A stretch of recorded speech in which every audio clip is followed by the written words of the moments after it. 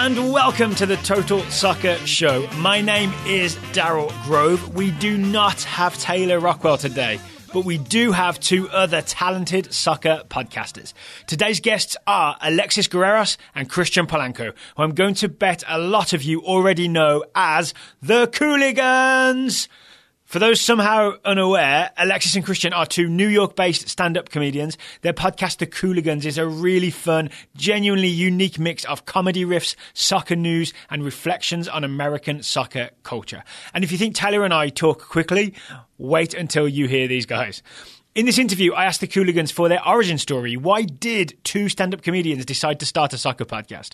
We discussed the art of soccer podcasting, the potential audience for soccer-specific stand-up, which is a phrase I only just thought of, really wish I'd thought of during the show. And we also dig into what defines American soccer culture and why the era of apologizing for American soccer culture is over. We kept this interview nice and casual, but that also means I forgot to have Alexis and Christian identify themselves at the start, which is my oversight. So I think the easiest way to differentiate the Cooligans is to say that Alexis answers the phone here and has the slightly deeper voice. It's probably, I haven't checked, but it's probably the voice you'll hear the most. Whereas Christian's voice is apparently ideal for singing Wonderwall. Okay, here's the interview. Hello. Hello. How you doing, guys? Doing just fine. What's up, buddy? I got bad news for you. Oh, boy. It's just me. Hey. You know what? That's actually good news. Good. I'm tired of listening to that Taylor. Yeah. So, yeah, he's coaching the youth of tomorrow, teaching them how to qualify for World Cups and such. So hilarious. He couldn't make it. Wow. A lot of responsibility on that one man. He's going to get us there, though. Yeah, he will. We'll cover the American point of view. Are you guys good if we Mark Maron / Pete Holmes this and record from the start? Oh yeah, that's fine. That's totally fine. All right. So I don't want to waste any of that good conversation. Yeah, we're already recording. Perfect. Let's do it. All right. So where are you guys? We're in New York City. We're in my apartment right now in Brooklyn. That's right. You said Brooklyn? Yeah, it's a reference to Biggie. Brooklyn, sipping on. All right. Crystal forever. See, Taylor would have got that. Maybe he should have been here. Yeah, that's true. Yeah. let me reference the Beatles. Hold there you go. Second. Yeah, and if you got any Oasis references and any indie bands, I'm all in. You know, I knew about Oasis only because of the arguments on Twitter. I didn't know that they were. I knew they were a band, but I never heard any of their music. I turned out I have heard Wonderwall, but I became so enthralled in the arguments between the brothers that my wife got me tickets to go to that when they showed that documentary One Night Only across the whole world. Yeah, I was one of the people that went to that. Oh wow! I still haven't seen that. It was incredible. I think it's on Netflix now. It's absolutely incredible. And the whole time I'm like, quit with the music. Keep arguing. Show me the potato tweets. Yes. I'll send you a video of me doing live karaoke with a live band, and I did a cover of Wonderwall. Please don't send that to me. Yeah, no, I'm good. I'm not sure I need that. Yes. I think you need to see it. It's going to be really important to the canon of Oasis. He actually did it in his living room, and by live band, he just played the video on his television. All right, guys, so I know I'm like your third or fourth call of the day, right? But it sounds like you've got plenty of energy left. So maybe we're just getting started. You talked to Jason Davis earlier, right? Yes. Yeah, we just did Sirius XMFC, the USS show. That's awesome. We're on there maybe like once a month, maybe once every other month. 3 times already. Yeah. It's been awesome every single time. We have so much fun with Jason. All right, but you didn't give Jason the good stuff, right? You saved the good conversation for me. Oh, yeah, we saved all the swearing for you, buddy. Oh, no. All the editing I'm going to have to do. Actually, so genuinely, that's a good place to start because the first time I met you guys, Taylor and I met you guys in Philadelphia, right, at the United Soccer Coaches Convention with Jason Davis as well. So we had a bit of a night out with the 5 of us, and then we met it with Mr. George Qureshi later on as well. So I wanted to sort of give our listeners the backstory, right, of how we've met a couple times, and I'm also a big admirer of your show. I really enjoy the sort of the energy on your show, but I really want to get the backstory. Sure. Oh, I mean, first of all, let it be known to your listeners that you guys, you and Daryl and Taylor, both put the pressure on us. They didn't just meet us. They came to watch us perform stand-up before they ever really said a word to us. So it was like, let's see if these dudes are for real first before we... I have a feeling if we both bombed out that night, you would have just been like, yeah, we got to go to sleep. But luckily we did well, and we ended up partying. Oh, yeah, we planned to walk out mid-set if it was bad. Yeah. I knew it. You guys sat all the way in the back by the exit. Trust exactly, me. I know power moves when I see them. You guys aren't as nice as you let on, but you are dope as hell, though. Yeah, and we did have a great time hanging out with you guys. It was sort of comforting and refreshing to to hang around other soccer people and find out these guys are awesome and cool, and we already know their work, but it was hanging out with them is also great, and because a lot of times even in comedy, sometimes you can do a show with some comedian, and then you hang out with them in person, and you're like, all right, well, this is not like the guy on the show. This is very different. This is a very weird person. Yeah. Oh, I see. Yeah, like a stage persona, and then the real person that you didn't really want to meet. Yeah, comedy has that sometimes. Comedians are kind of shut-ins sometimes, where Christian and I are not. We're both very I would say I'm probably a little bit more type A, but we're both that sense where we're in a party, we're talking to people. And a lot of comedians aren't. So it was nice to see that you guys are just as cool as you are on the show. Yeah, and so the backstory of the Cooligans is that exact thing where we're both stand-up comics. We've both been doing stand-up comedy just about 10 years.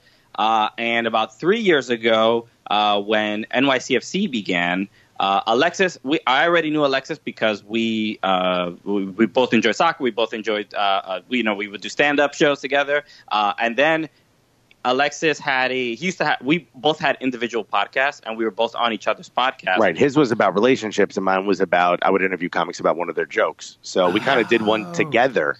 We did a weird sort of collab podcast where we put the same audio on both of our feeds because I interviewed him about one of his jokes, and he interviewed me about my marriage. So it was kind of cool. Yeah. So it's a slow merging of podcasts.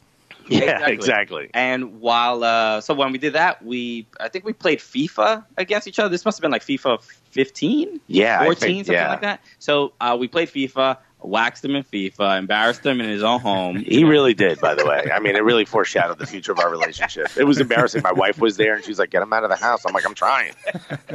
So after that, then I guess probably about a year later, NYCFC began. Alexis was going to get season tickets. He asked me if I wanted to go. Then he was also talking about doing a soccer-related project of some kind. I think you were talking about filming something. And he was looking to do something, in that sort of arena of something comedic and soccer-related. And then he was trying to make it work. I think it was Tom Cowell that you were trying to work with. Well, there was I had talked to some other people about possibly starting just an MLS podcast or videos or something. And there was another comedian who's from England, but he was not a fan of MLS. And I said, if this is going to work, it needs to be MLS focused. I said, at least for us, because Jimmy Bullard? Was that the comedian? Yeah, Jimmy Bullard. Yeah, hero. Yeah. I mean, I was starting to grow out my ponytail and make ridiculous comments, trying to be just like him. But it didn't work. He didn't care about MLS, and I think he's a QPR fan, and he was like, "No, let's make it a QPR podcast." I'm like, I could care less about QPR. So that didn't work out. But I kind of had the idea in the back of my head, and I came up with the name Cooligans at that time, and everyone that I had talked to was like, yeah. Well, we were coming up with names, and then I was like, let's come up with the dumbest names possible. And that was the fourth one I came up with. Instead of hooligans for Cooligans. And I had this whole idea of wearing sunglasses. It was just I was trying to make it sound dumb. Yeah. But for some reason, the name was so bad, it was good again. Yes, I agree with that. I think it's sort of, in some ways, it doesn't make any sense, but then it's just really memorable. You know what I mean? It's just one of those words. It's one of those words that sounds good and it sticks in your head. It's so dumb and awesome at the same time. And I was like, man, so the name actually stuck out in my mind more than anything else. And, all the different iterations of what I thought this would be. When Christian and I both got season tickets to NYCFC and we started standing next to each other, there was a third comic who came along with us for that first season. And we were kind of all just riffing and making jokes, and people around us kept turning around, laughing hey, that was a good one. And I looked at Christian, I was like, hey, what are we doing? Why don't we put microphones in front of us and just do this and try it? And the other comic was a little busy at the time, so he didn't want to be involved. And Christian was like, yeah. And I guess we were both at the point where our podcast had gone kind of stale, and we were kind of done doing them, and we were looking for some other avenue. And it was just this weird, perfect, I guess, synergy of time. Yeah. And we both decided to start doing it. We started as an NYCFC specific podcast, and we talked about my love for Arsenal. And I think at the time he was choosing a team, and I was trying to get him to choose Arsenal over Everton because he was playing with them on FIFA because he loved Lukaku at the time. I see. He loved scoring goals at the end that didn't matter. And I think I was once we started, a lot of our fans were like, "Hey, talk more about MLS," because we started talking about it a little bit, and we just decided, you know what? I think probably about the 5th episode, we're like, "That's it. It's an MLS podcast, or at least an American soccer podcast." Correct. Yeah, and like I was just gonna say, like where I was and sort of the background of where I was when I started. Like I came from like a like sketch comedy background. I was like working in that. I was working on a show at a theater here in New York, and I had the work ethic to be like, because a lot of times people in comedy are like, we have all these ideas, but nothing ever really gets done. And I was like the opposite, where I'm like, all right, I actually can do stuff and want to do stuff. And that's why I basically coerced Alexis. I'm like, you're right. You have this idea. Let's just do it. Let's just see what's going to happen. And now we're on the Total Soccer Show. So here we are. Yeah. But you guys, so it all worked out. You guys also, is it the OG network, and you guys have the proper studio, and you got advertisers, and you keep saying the SeatGeek code wrong. I think the code is TSS, not Cooligans. Oh, you got this there. What I'm saying is that for some reason we keep saying that if you write Cooligans, you get $20 off your first order. For some reason we keep saying that. Error. Yeah, maybe your listeners are just wrong about that. They should put in the whole word, that fun word we were just talking about. But so what I was saying, sorry, is that you guys, it seems you're really making a success of the podcast. But I want to back it up and think about when you decided to do it. Was it a sort of an extension of the stand-up comedy, or was it sort of, here's a way we can get better known and like make our stand-up careers take off even more? Because to give the background, the way I see your stand-up careers is like you're legit stand-ups, right? Like Taylor and I did not leave halfway through, but at the same time, you're not like you're not recording HBO specials every week, right? So you're in that sort of mid-career thing where more exposure is better. So was Cooligans a way to get you out there more, or is it just a completely separate project that's unconnected to the stand-up? I mean, it's definitely related, but if I was a comedy manager and I was managing a comedian and I said, well, what can you do to get your name out there? I would not suggest doing a soccer show based for MLS fans or American soccer fans, because the base, that audience itself is fairly small and fairly niche. Mm-hmm. So it is I know when I started, I enjoy the work. The hope is, like, that we can go to different cities and people who support our soccer show will come see our stand-up as well, because our stand-up is not really us talking about what the Colorado Rapids are doing. Although there's certainly enough material there for an hour. But I think when we started it, it's like, as comedians, what do you do during the day that's going to help your comedy career, going to help your buzz, going to help you draw more fans. A lot of comedians have turned to like trying to act on TV or start, more general podcasts. And I think for us, it was like, well, this is what we're passionate about. So let's just talk about what we're passionate about and see if there's other fans. I don't think Christian and I had the idea that it would be this big. I know I spoke very big about it at first. I'm like, we're going to have an empire and we're going to have like correspondents and there's going to be a member of every team on the podcast. And I had this big idea, but in my head, I was like, if it's just Christian and I bullshitting into mics, and having a good time, but that's not bad. That's one day a week, and maybe those fans know who we are. But my goal is like, if you look at, soccer media, how do people make money? I don't know. I talk to people that have been in it 10 years, and they're like, if you figure it out, you tell me. And I'm like, well, that's not a good sign. I already have one thing that doesn't make money as a comic. I can't have a second thing.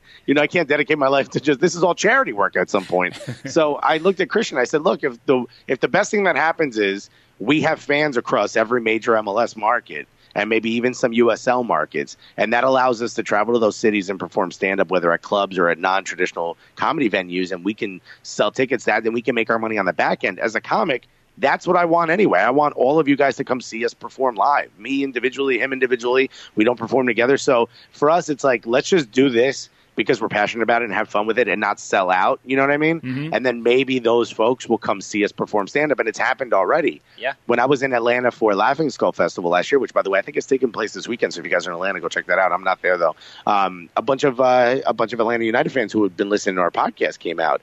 When we were in Chicago, a bunch of our fans hit us up like, are you guys performing? And this is all from the podcast. So for us, we're not trying to be pretty and cute on YouTube and get modeling career. We're not trying to get any of those things. What we're trying to do. For yourself. Yeah, I know. I mean, first of all, I'm the one here with the modeling contract, and that's 100% true. But the husky guy. Yeah. I do before photos. No, for us, it's why don't we show people how funny we can be, and maybe they'll trust us as comics and come see us perform. Yeah, I agree completely. There's been the thing I didn't expect from doing this show was that people would not just support like the show itself and us talking about soccer, but they appreciate us as like either comedians or performers or entertainers, and they'll come out to shows. But the thing that I've almost enjoyed more than that is the fact that we've sort of created this little like a club or like a little culture where like people from different teams are if you're a Cooligans fan and you're a fan of NYCFC, but and Atlanta United or Portland or whatever, and these people sometimes meet each other in different cities, and then send us photos and be like, hey, look, it's like this is the guy from this, because we try to add like this personal element, because there's we tell stories of people we meet at cities we go to, and they sort of become like these folk heroes of our show. They sort of become like characters on our show as well. And when those people connect with each other and talk to each other online, and it's so fun. It makes it feel like, oh, this is like a thing that felt like it was missing, like this, like the comedy world acknowledging soccer. So yeah, one of the things that I think about your guys' show is you're very pro-American soccer culture. Like you're for American soccer culture in the the Jimmy Ballard, Liam Ridgewell Soccer AM thing. Like you guys will defend American soccer culture. I'm going to guess to the death. It sounds like depending on the stakes. I also read on your website soccercooligans.com. Our goal, pun intended, is to show that American footy fans are not like any other in the world. And I really wanted to ask you guys, what do you think defines American soccer culture? Because I agree that it's different, but I kind of have a hard time putting my finger on why. I think we're both ready to answer the question in some degree. To me, and I think Neil won't want to hear this, the photo of Neil, which is an awesome NYCFC fan, just holding up a turkey leg and yelling, to me, that is right now probably the image I would show someone if they said, what is American soccer culture? Because there isn't any. And part of my frustration is when we started the podcast, we were both like, yeah, we would love if there were more FCs and SCs and it was a bit more like, yeah, of course we want promotion and relegation, all those things. But then as we go along, we realize that there's kind of a culture already that exists. It just hasn't been unified. And we were like, you know what? That's it. We don't need to be like anyone else. It'd be great if we could take some of the things that work from other countries and from other leagues. But to some degree, it's like, yo, let us figure this out. Everybody wants to make it what their dads told them soccer is supposed to be. The Latin American fans want it to be drums and those banners and tifos that cover half the stadium. The English fans want chanting and disrespectful songs that are funny and those kinds of things. And all of those things are great, but wait a minute, what do we want to say about soccer? And I think the first person that really did that was someone like Alexis Lawless, and people kind of looked at him as a bit of a clown or a bit of sort of a joke. And to some degree, he used that as a way to sort of promote himself. But I look at that and I go, no, man, that was somebody trying to actually say, like, nah, we're American. Like, if we're going to be cocky about everything else, why are we falling back here? And to some degree, I think we kind of want to promote people to sort of get open and be open about the idea of like, why don't we create this ourselves? Who cares if we tailgate? We don't go from pub to pub, stabbing Italian fans. You know what I mean? Like, we don't have to do those things. We can be ourselves. That English fan that got stabbed. So that's a good point. Well, it goes back and forth, actually. I agree with that. I think we should accept that soccer, American soccer is in its infancy and the culture is still growing. So the fact that, like, how much are we supposed to be bullied about it? How much are we supposed to the thing I hate the most is from European soccer fans, but the English tend to, on Twitter, always like, every time they post like MLS fans doing some chant or doing something, and it's like, cringe. Oh, this is so cringe. Everything's cringe. I'm like, don't watch it. Like, it's not yours. Bro, your stadium has bubbles.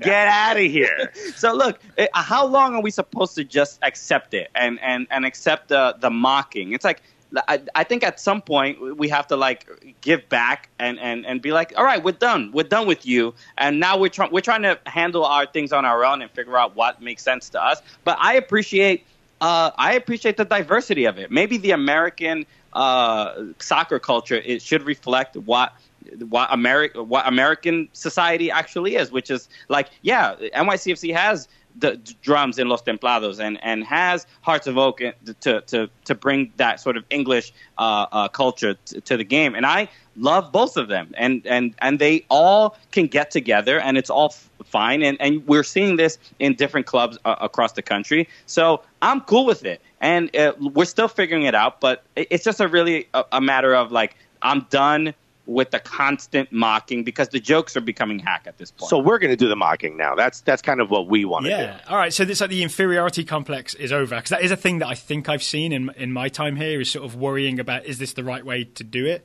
And now it's time to just do whatever we do over here and not apologize for it.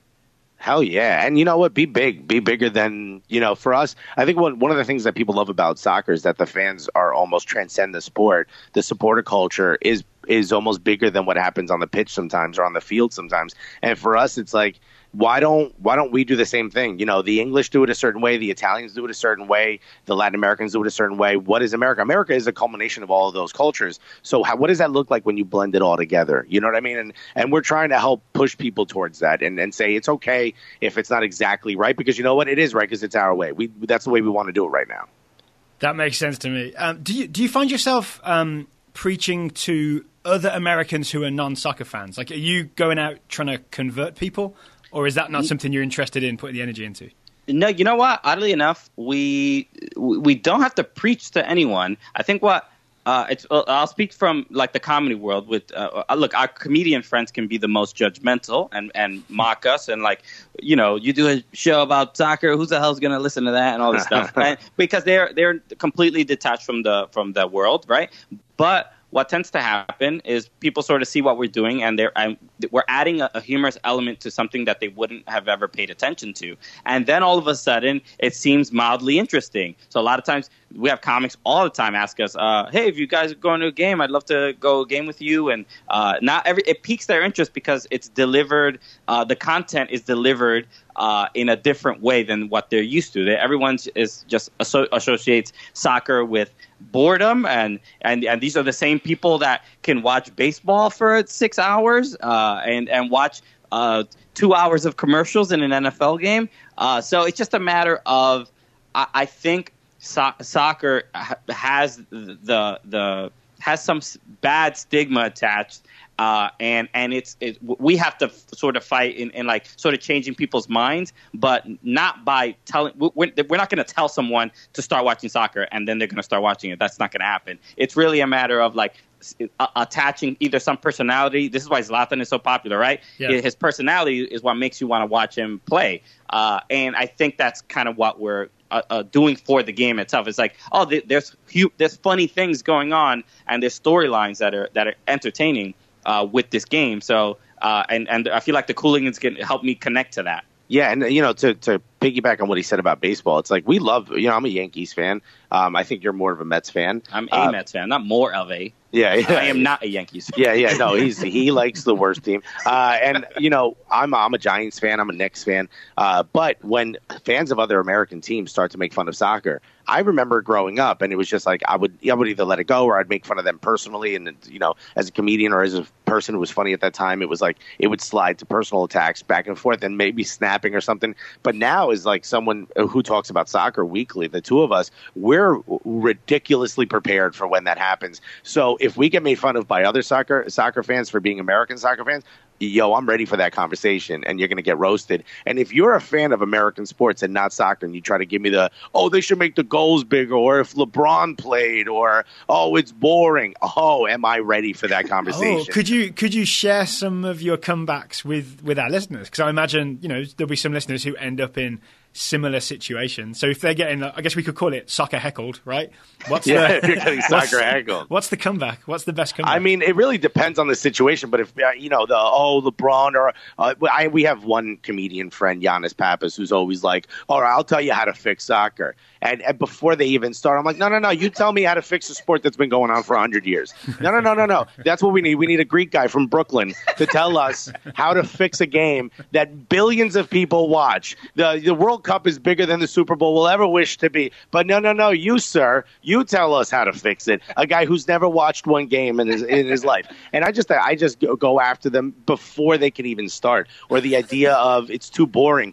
You can't watch something for 90 minutes that is nonstop, right? You sit there and watch a pitcher contemplate the next ball he's going to throw while we get to hear about the local pizza shop. That you are okay with for 4 hours. Or in basketball, when they take a TV timeout, think about that. Nobody wanted a break, but they needed to stop for commercials. That you're okay with. But you can't watch 90 minutes of fast-paced, back and forth with a sport that has 17 rules?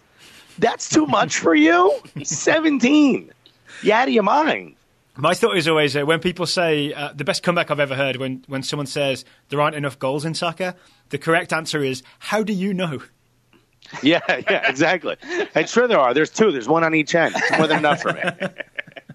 Yeah, I feel like we should start when NFL's been going to London to play games every year now. So it's like now when we watch them support the Dolphins against the Jaguars, watching the fans in the stands. That's what I'm gonna do. I'm gonna be like, this is so cringe watching these Brits support. Also, I mean, there's not enough goals in soccer. If a touchdown was worth 1 point and a field goal was worth half a point, the points might not be that different. The goal tally might not be that different between American football and soccer. Stop it. It's these arbitrary numbers. There's not enough goals in soccer. Fine. Every goal's worth 1,000, 100,000 points. Is that enough for you?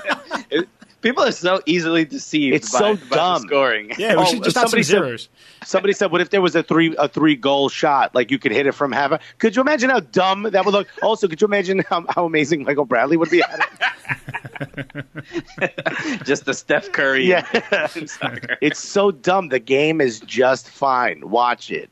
Are there any comedians, like well-known comedians that you know of who are soccer fans, but maybe it's not featured in their set because they're too mainstream that it would be like a weird thing to talk about that wouldn't go down a couple. Well? I mean, we know the most popular one is Judah Friedlander. Judah Friedlander is a massive soccer fan. Yeah, she does a lot of stuff. If anyone's not familiar, Judah Friedlander is 30 Rock with the hats. That's the best way to remember it. Yeah. The guy, world champ. Actually, I had pitched him to be the partner on Cooligans before Christian. Him and I were constantly talking about soccer whenever we performed together. What a mistake that would have been. Yeah, oh, God, that would have gone nowhere. Speaking of making money in this business. But he just didn't want to commit. In fact, we were pitching SiriusXM-FC on the idea of just him and I doing a radio show. And he was just too busy to do it. And he was like, I couldn't commit to it. And I'm like, who cares? But let us use your name. But that ended up not working out. But he's a big one. Rory Scovel, if a lot of people might know his special, which is on Netflix. Absolutely amazing special, by the way. I think he played D1, and I think he was getting looks at by the men's national team or the ODP maybe. Oddly enough, there's a lot of comedians that we've met that played not played in college at a pretty high level. The Raybould brothers. I don't know if these are the guys in New York. Jordan Raybould and Brett Raybould played for Yale. They were great there. Lindsey Bowling played for Louisville. She did actually almost get picked by the women's national team. Actually, she was getting very. And now she does stand up comedy in the country. Who's a couple of Andy Haynes Andy Haynes, a big name as well. Who does he support? He's a big Arsenal fan. Guy, massive Arsenal. So big gooner. It's growing. We're like the comedy fans that support soccer. They're coming out of the closet. So it's an exciting time. Yeah, they don't have to hide it anymore. So if there was no concern about sort of it hitting a mainstream audience, right? If you could just gather 2,000 people in a room and they're all really knowledgeable, hardcore soccer fans, would it be possible to write, let's say, 20 minutes of good soccer material? Totally. Yeah, absolutely. So I did a stand-up show. I'm so jealous I couldn't do this. With NYCFC, they were doing they hosted like a comedy show at one of their like pub partners, and I got to do stand-up for NYCFC fans, and it was like maybe 40% NYCFC fans, and then like just a couple people that were just there to see a comedy show, and I was doing several jokes that were very inside NYCFC jokes, and it was like. Not only like I was proud that people were laughing, but more than that, it felt unique where people were like they were giving me more laughs and more applause because it was like, oh, no one's done this, no one does this. So to have something so inside that's just for me that I'm like even my close friends wouldn't even understand these jokes, makes it feel more rewarding and fulfilling. So how niche do you go there? Like, is it like, do you go as like Jonathan Lewis's playing time? Or how? Well, one joke I made was about the first last season. The first goal scored by NYCFC was Rodney Wallace. Rodney Wallace scored the first goal, and I had my cell phone in my front pocket. But after he scored the first goal, I was super excited, right? So I jumped in the air. My phone flew out of my pocket, smashed onto the ground at Yankee Stadium. And listen, it made the sound that you know what happened to your screen. You know the sound I'm talking about. Like if you take your belt and slap it, you know what I mean? Yeah. And we all were cheering, but we're all staring at the phone. And it fell to my feet. And Christian looks at me and goes, go ahead, pick it up. Like it was like the moment. Picks it up. Silence. It's shattered. Look, again, right? We're still mid-goal celebration. Where everyone's very excited. Yeah, people are throwing beer in the air. I look at my phone. It is absolutely shattered. You know what? And I just put it back in my pocket, and I keep on cheering. What Rodney Wallace goal was worth the $150 it cost to fix that phone. That's how much You did a bit about that? I did that. Yeah, I talked about it, and everyone was like laughing, and they had a good time with it. They were like, they gave me like an applause break because they were that supportive of it. So what you've just made me realize is it doesn't have to be specifically. I guess this is the difference between our shows, right? It doesn't have to be specifically about what's happening on the field. The source of jokes and the comedy can be the culture and what's happening in the stands. Totally, which I think is what our show is to begin with, which is like I think the ratio of TSS to talking about the culture to what's happening on the field is probably the opposite for us. Right? Yeah.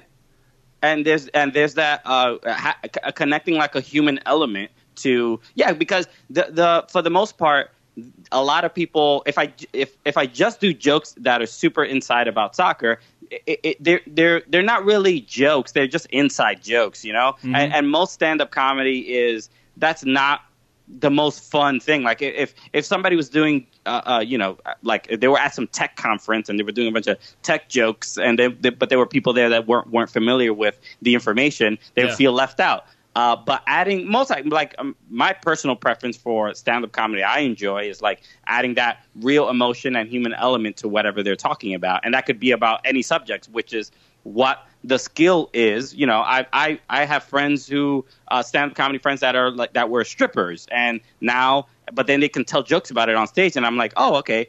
I had this perception of what stripping might be like, but then I hear like a human element attached to it and I can find humor in it. Absolutely. It's everything is about making it universal. So I do soccer jokes that people who've never watched or care to watch a soccer game will laugh at, or hopefully that's the goal. But they have, and that's the point. It's like to make it so that everyone understands what I'm talking about. And at the end of it, you're like, oh man, he was just talking about soccer. Oh, okay, that's not so bad then. Yeah. Or that's the same thing that happens to me when I watch basketball. So what you're saying is I should burn my legal pad with all my Jonathan Lewis minutes jokes. Right? Just send it to us. I mean, we'll punch it up. Try to help. So if Patrick Vieira leaves, we'll do those jokes at the airport as he boards the plane for Arsenal. I'm glad you mentioned that. So there is that rumor, right? Patrick Vieira leaving NYCFC for Arsenal. How does that make you feel? Alexis, you mentioned earlier that you were an Arsenal fan as well as an NYCFC fan. So is this like a bittersweet thing? I mean, to some degree it is. It was cool when he came in, but I started following. I mean, I couldn't be that avid of a fan because it was hard to follow along, but I started following Arsenal the year before Arsene Wenger took over. So Rioch was the manager at the time. And I couldn't really follow too much about what was happening. I knew he was new, and a lot of my Portuguese friends and a lot of the those Irish dudes that would like hang out at the bar that I would ride my bike past, like they would tell me a lot of what was happening. But for the most part, I just kind of knew when Arsene Wenger came in, it was like this big fanfare. So him leaving, bittersweet. I've been asking for it. A lot of the fans have been asking for it for a few years. So have you ever held a Wenger out sign? I have not, but I've said it before. I've said it a bunch. And he also has the tattoo, so I guess that counts. Yeah, but it's hard. I mean, I can't show my butt on screen a lot, so certainly not in public. But and my butthole is the O and out, just so everyone knows. Sorry. You're cutting that out, aren't you? But I'm going to double down and say I heard it was the W. I went to the doctor, so we got that taken care of. So it's bittersweet for me. To some degree, as an NYCFC fan, though, seeing Patrick Vieira, I'm willing, the same way that I was willing to root for Toronto in CCL. It's like sometimes you do it for the league. If a manager leaves MLS without having won anything and becomes a manager of Arsenal, that's a good sign for MLS. And a sign that things are falling apart in the Premier League. Buddy, the things have been falling apart at Arsenal for years. This is just, we're continuing to go down. The band is playing as the Titanic sinks. But this is a huge sign for the league. I mean, this is just going to perpetuate. We're in the era of DP managers. You know what I mean? You need a big name manager if you're going to win. And Patrick Vieira moving on from here to something like Premier League, not going to China or something. And to some degree, Arsene Wenger was found in Japan. You know what I mean? He was playing in Japan. Nobody watches the Japan League today, never mind 20 years ago. So, this idea that he can't come from MLS and make it in Premier League is absolutely ridiculous. So it would be great for the league. I think it'd be great for Premier League. It certainly would be great for the perception of MLS. So I want to talk about Liam Ridgewell's revenge. I think boy. It was the title of your most recent show, right? Yes. So just in case anyone doesn't have the backstory, I don't want to do a whole segment on it because I feel like it could be an elongated conversation, right? But Liam Ridgewell, Portland Timbers defender and captain, I think, sometimes, was on British TV show Soccer AM and essentially was joining in making fun of Major League Soccer. In terms of no promotion relegation, and you can sort of finish top of the league and not win the league, all that kind of stuff. And you guys had a Guerrero rant, right? A Guerrero rant about Ridgewell essentially not defending the league. I was 100% with you on that. And then I've got to ask, how did you guys feel this past weekend? NYCFC go visit Liam Ridgewell and lose 3-0 with Ridgewell in the team, right? Yeah, I think that was the first shock. I'm like, what is he doing in the lineup? Because he was left off, especially after that. I was at Red Bull Arena. I was hanging out with some Portland Timbers fans that are friends of ours, and I saw how poorly he played. So that was the first shock. But look, he played well. We talked about it on the show, but it seems the bigger concern is that Patrick Vieira seems to constantly be outdone by Gio Savarese at every opportunity. When he was at the New York Cosmos, 3 times he beat beat NYCFC 3 times already. So clearly Gio has his number, knows what NYCFC is going to do. Maybe he should get the Arsenal job. Yeah, maybe. Yeah, some of our fans Timbers fans were suggesting that as well. Only if Patrick Vieira becomes manager of Tottenham. But look, Portland, rough start to the season, and this felt.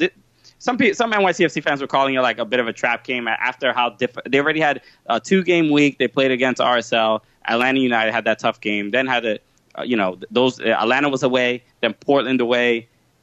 This looked like a game that was going to be challenging, and NYCFC didn't even look like they kind of showed up. They're very lethargic, but you kind of understand. Then look, we're not. I didn't personally expect an Invincibles season, but I think it just. Well, I did. Okay, and Liam Ridgewell ruining that was movie quality, movie script quality. Look, I never said he wasn't a good player. Maybe I did say that in a Guerrero rant, but the rules about Guerrero rants. You're not allowed to tell me what I said in it, and I will never admit to it, even though you have video and audio. But look, I mean, clearly someone who needed to make a strong comeback. Why did he pick that game? I don't know. But look, happy for him. Maybe you heard the show.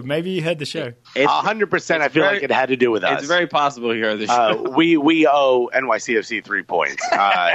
But look, I mean, certainly it wasn't a strong lineup from us either. It wasn't the strongest we could pick. But look, at the end of the day, he clearly knows how to be a defender.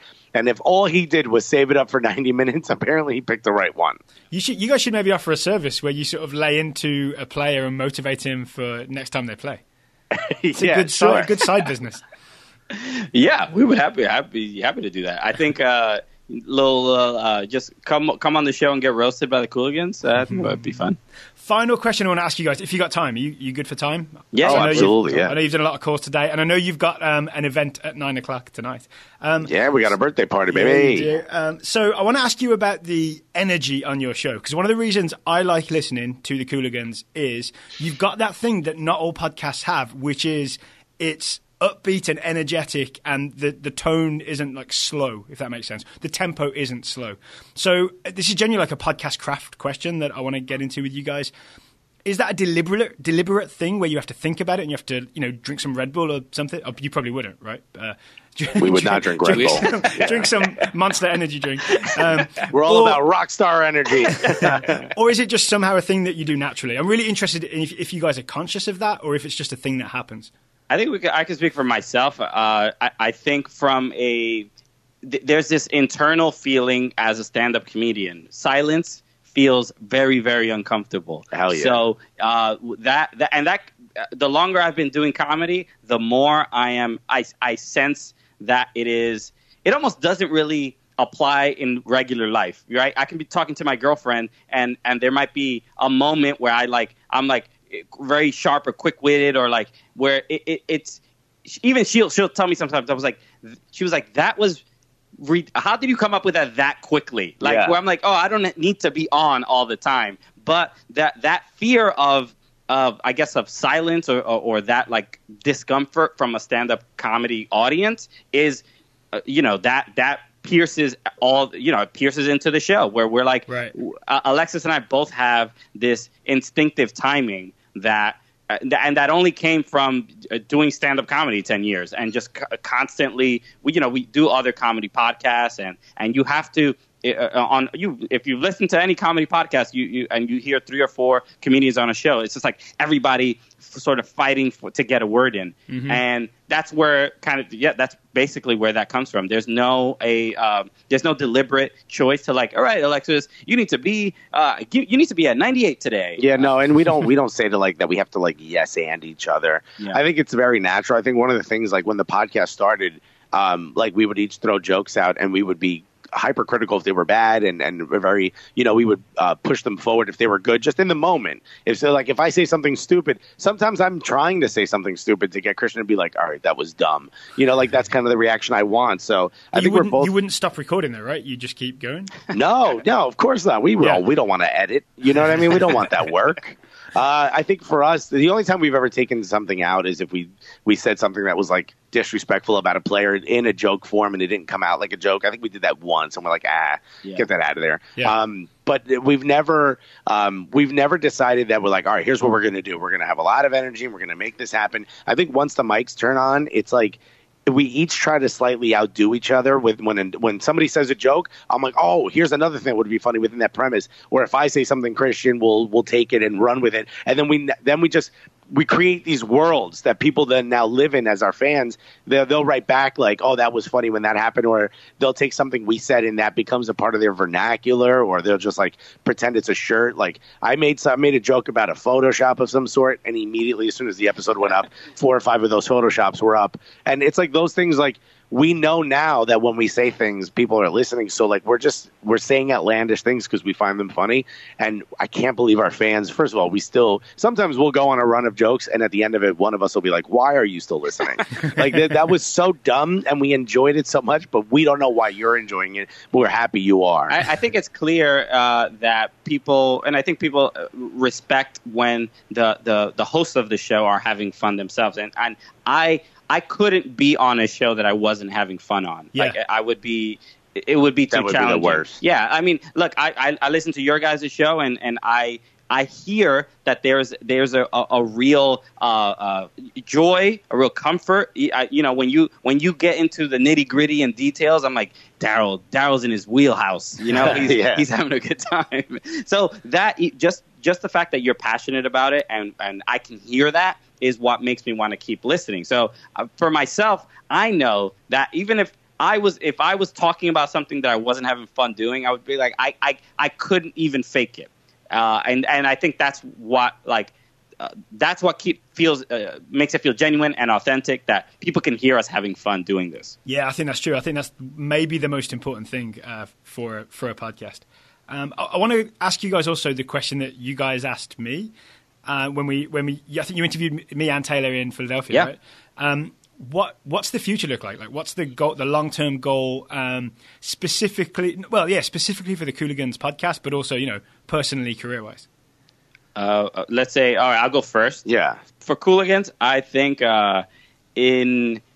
my hope is that in the next like year or two that we are the dream is being able to go to different MLS markets or just markets that have a strong support for their soccer teams and being able to do either stand-up shows or live podcasts for those people. Okay. They like sort of what we were talking about having like inside soccer jokes. Like it would be awesome to go to a city and do some jokes about their team or players on their team, and then also give part of our set is like just our stand-up and things like that. Getting support for who we are and what we do, and also giving something back in like in getting some genuine content or just comedy about the thing that you are already passionate about. And individually, there's a lot. In comedy, there's a lot of options. I mean, I think Alexis and I differ in like I would love to write for SNL. Like that would be a dream job. So being able to be on a writing staff for like a show like that or Daily Show or things like that. I love. I don't know if you sense it. Maybe sometimes people see it in our videos, but like when I come from a very like I want to do a late night show, right? So I've worked in shows like that. And I try to bring that to our show. Like, what if there was a soccer show that was a late night program? And that's kind of what I try to bring to it. And hopefully that comes through occasionally. But the uniqueness is what excites me. Making it really merging the comedy world and the soccer world. Oh, that's a great answer. And my hope for you now is that you get to sneak a soccer joke into Weekend Update. Oh, that would be awesome if you did that. Yeah, I mean, for me, I would hate to write on SNL. I would hate to be on SNL. I would love the fame of it, though. Personally, for me, let's say for the show, I think Cooligans in, let's say, 5 years, if we're doing this correctly and the way things seem to be going, if that's possible, we have a fan base that's larger than Men in Blazers in 5 years, and they're now wiped off the map, and no one listens to that hacky shit. I think maybe we're doing stuff, whether it's on TV or digital, where we can help influence positively the American soccer culture. To us, that really, really is important. I know a lot of people are like, oh, they're comedians, they're just trying to get a big name. I mean, if we wanted to get a big name, we would not be doing an American soccer podcast, especially not this time. We really do want to help the culture. We want it to grow. Seeing what's happening in Atlanta, seeing what's happening in Los Angeles Football Club, seeing what's already been going on in Portland and in Seattle, those are the things we want to perpetuate. Those are the things we want to grow. And I know we get stick from NYCFC fans and fans of other teams that we don't care enough or we're not ultra enough. We're doing what we think is best for the sport, whether you appreciate it or not. That's what I hope in 5 years. What do you mean by they say you don't care enough? What does that mean? Like they think we're in it just to be funny, and then we're not as passionate of fans as they are. We're not traveling to the away games. I see. Because we have shows and stuff. We're certainly trying to fit in soccer into our current careers, which is something like comedy is difficult. We're not working, we're not punching in and out. It's you either do it or you don't. There's no one telling you to do it, and if you don't do it, you go away very quickly. Yeah. So things like that. So hopefully in 5 years, we have the ability to sort of help perpetuate positivity within the soccer culture and also just grow it and bring in fans from other leagues or other games. Look, the NFL is probably not going to be here in 10 years. Those guys can't even remember their own names when they're 30. So maybe those fans will become fans of soccer. Certainly the ones who don't mind if a player kneels. Those guys I would love. So personally, I think if you tell me that, 27 to 30 weekends of the year, my schedule is booked traveling around the country, performing in either comedy clubs or rock venues to sold out shows because people are there to see me based off of Cooligans or off of some dumb food stuff I do on the internet. I'm the happiest person in the world, and that's fine with me. So I think our goal is to find a way to make money doing this so we can keep doing this and then keep doing this that it gets so big that it helps our comedy career. Oh, man, right? Does that seem off? Your answers were so much better than my weird Snapchat answer. So I want to close by wishing both of you an early happy birthday. My understanding is you have birthdays quite close to each other, but you're having the celebration tonight. Correct, yeah. My birthday is April 30th. Alexis' birthday is May 1st. So our birthdays are a day apart, which we did not know before we started doing the show together. Yeah, we were friends for a while, and I guess that's how little we cared about each other, that we didn't know our birthdays were a day apart. Oh, and per your earlier tweet, where you sort of gave an itinerary for your day, I want to let you know that at 2 a.m., Taco Bar at the corner of 4th and Bowery is open until 4. You are the greatest. Doing the research. Wow. All right. Well, your boy will be walking over to Taco Bar, and I will. Maybe I'll put a little Instagram story up. Yes, for you. please do. Please do. All right, Christian and Alexis, thank you so much for taking the time to talk to me today. I genuinely really appreciate it. No, it's an honor for us to be on your show. It's an honor. Yeah. Thank you so much, Daryl. And I'm very happy Taylor was not on with us. Oh, absolutely.